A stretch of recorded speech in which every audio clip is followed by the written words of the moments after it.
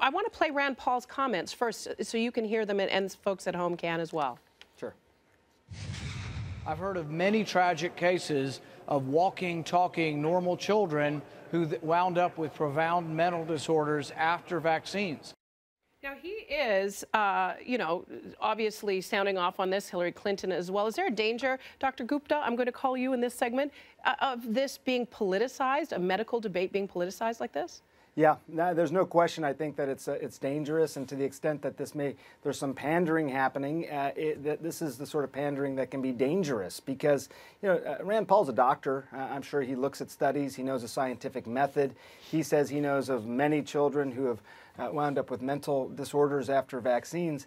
You know, I don't know where he's getting that data from. And one of the old adages, Mick, in science is that correlation does not equal causation. There may be kids who have had mental disorders that have also received vaccines around that time in life. But just because those two things happen around the same time do not make one causing the other.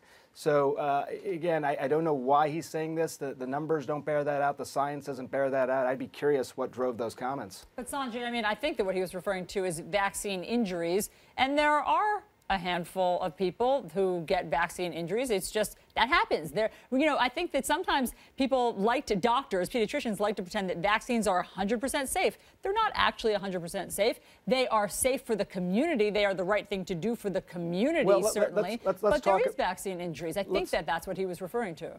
Yeah, sure. He may be. I don't know what specifically was inside his head at that moment, but let me address that because you bring up a good point. So when it comes to shouting from the rooftops that something is potentially dangerous, look at things like vaccines and then start to compare them to things that we don't shout from the rooftops on. I got a little graphic here I wanted to show you in terms of injuries. You're right.